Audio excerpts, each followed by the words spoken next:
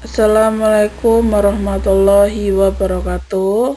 Di pertemuan ketiga kali ini, Ibu akan membahas mengenai bab statistika, yaitu tentang penyajian data. Sebelum masuk ke subbab penyajian data, kalian harus tahu dulu apa itu sih statistika, apa itu statistik. Jadi, statistik itu adalah kumpulan fakta yang terbentuk angka dan disusun dalam daftar ataupun tabel. Tapi, kalau statistika itu adalah ilmu untuk mengumpulkan data, ilmu cara-cara pengumpulan datanya. Itu adalah statistika. Jadi, kalian harus bisa membedakannya. Di dalam statistika, pasti kalian membutuhkan data. Jadi, kalian harus mengetahui dulu jenis-jenis data. Jenis-jenis data dalam statistika itu ada dua. Yang pertama, data tunggal. Data tunggal itu adalah data yang belum tersusun atau yang belum diklasifikasikan dalam tingkatan. Contohnya, di situ ada data nilai ulangan 10 siswa SMK sebagai berikut. Itu kan tidak perlu disusun, tidak perlu diklasifikasikan. Kenapa? Karena masih bisa ditulis datanya secara urut. Jadi itu masih dalam bentuk data tunggal. Beda kalau data kelompok. Data kelompok itu adalah data yang sudah diklasifikasikan berdasarkan golongan atau rentang tertentu. Misalnya nih, Ibu ada data nilai matematika 40 siswa. Coba kalau Ibu mau mendata 40 siswa, daripada Ibu tulis satu-satu, mending dikelompokkan dari nilai sekian sampai sekian berapa siswa. Itu kan lebih mudah. Makanya itu disebut dengan data kelompok. Kita masuk ke penyajian data. Di sini penyajian data itu ada beberapa materi. Yang pertama yaitu jangkauan, yang kedua itu banyaknya data, yang ketiga panjang kelas atau interval kelas, yang keempat batas kelas dan tepi kelas. Nah, 4 ini digunakan untuk membuat tabel distribusi frekuensi. Jadi sebelum membuat tabel distribusi frekuensi, kalian harus mengetahui 4 langkah tersebut. Yang pertama yaitu daerah jangkauan atau sering disebut dengan R besar. Daerah jangkauan itu adalah X max dikurangi X min. Maksudnya apa? Jadi data terbesar dikurangi data terkecil. Dilihat di contoh, di situ ada tentukan jangkauan dari data berikut, ya kan? Ada 47, 32, 38, 42 sampai yang terakhir yaitu 61. Dilihat nilai terbesarnya berapa, nilai terkecilnya berapa. Nilai terbesarnya berapa? Yaitu 64. Nilai terkecilnya berapa? Yaitu 32. Maka jangkauan atau R adalah 64 dikurangi 32. Jadi jangkauan atau R sama dengan 32. Yang kedua yaitu banyaknya kelas atau sering dilambangkan dengan huruf K besar atau K kapital. Untuk mencari banyaknya kelas, kita menggunakan aturan Sturges. Di aturan Sturges ini, K itu adalah 1 ditambah 3,3 log N. N-nya itu apa? N-nya itu banyaknya data, tergantung dari soal yang disajikan. Nah, di sini untuk banyaknya kelas, jika hasilnya desimal atau yang tidak tahu desimal itu hasilnya koma, ambil pembulatan ke bawah. Berarti kalau ada 7,6 68, berarti ambil pembulatan ke bawah, berarti menjadi 7. Contohnya di situ dilihat. Hitunglah banyaknya kelas dari nilai ulangan matematika 80 siswa. Dengan ketentuan log 80 sama dengan 1,9091. Jadi, kalau aturan Sturges ini biasanya di soal sudah diketahui log n-nya itu berapa. Tinggal dimasukkan K sama dengan 1 ditambah 3,3 log n. Log n-nya yaitu log 80. Tinggal dimasukkan hasilnya 7,3. Karena dibulatkan ke bawah 7,3 menjadi 7. Yang ketiga yaitu interval kelas atau sering disebut juga dengan panjang kelas. Dilambangkan dengan huruf P besar atau P kapital. Interval kelas ini bisa dihitung ketika sudah mengetahui jangkauan dan banyaknya kelas. Kenapa? Karena menghitung interval kelas itu adalah jangkauan dibagi dengan banyaknya kelas.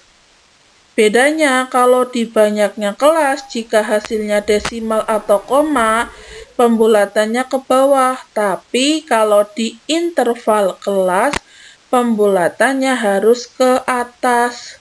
Contohnya, diketahui jangkauan 32 dan banyaknya kelas 7. Berapa panjang kelas atau interval kelasnya?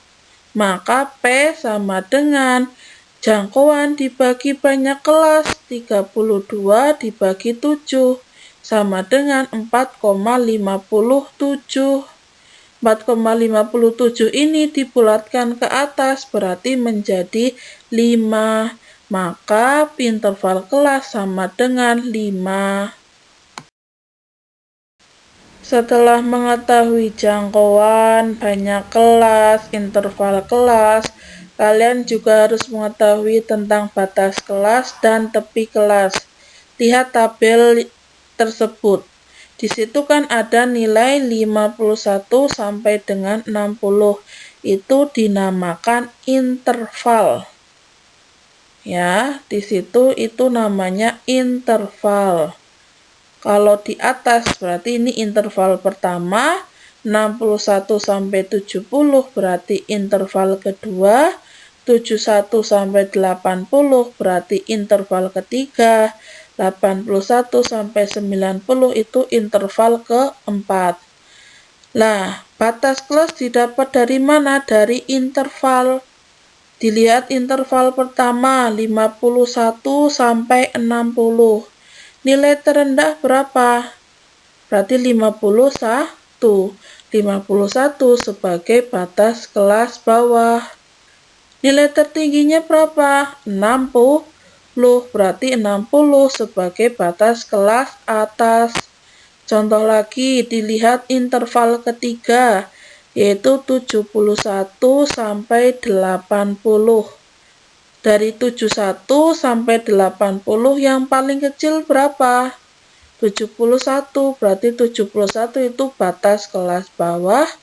Dan yang paling terbesar berapa?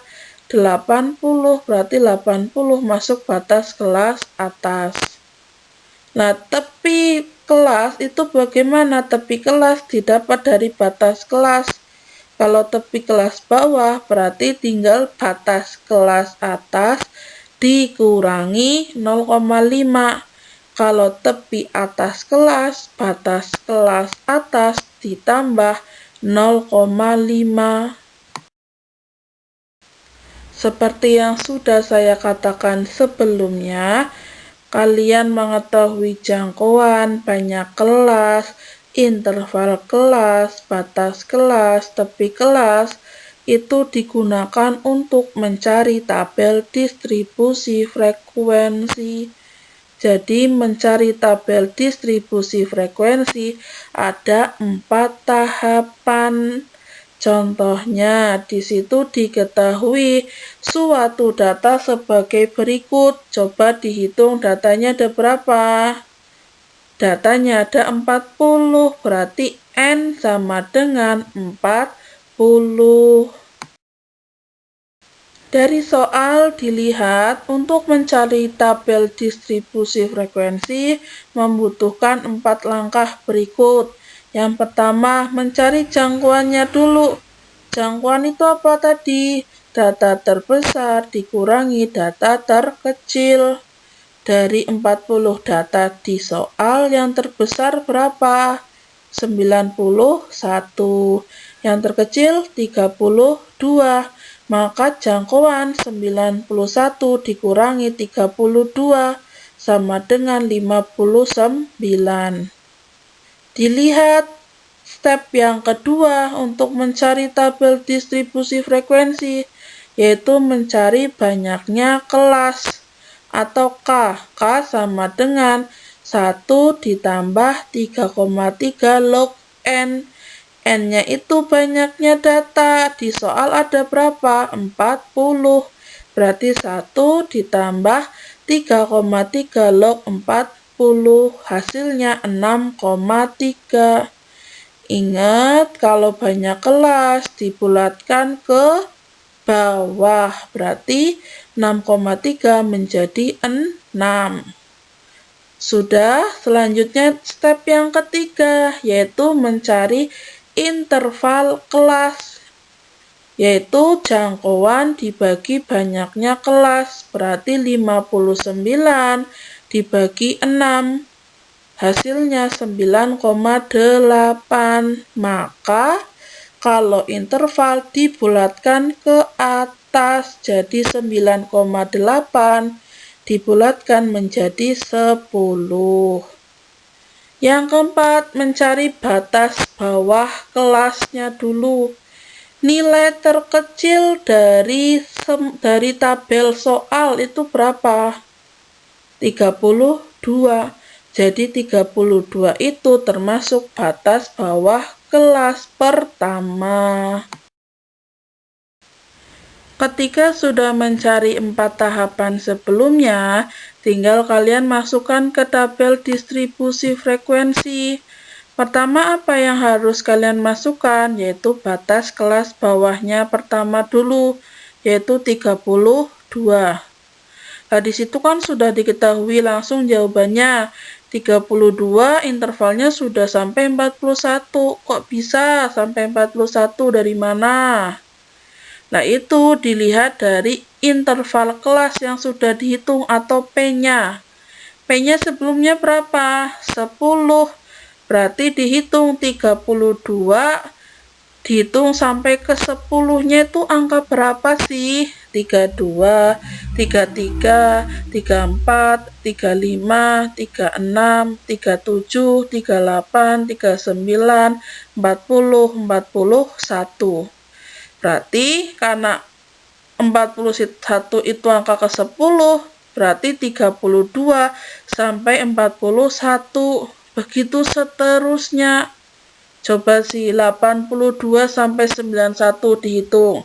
82, 83, 84, 85, 86, 87, 88, 89, 90, 91.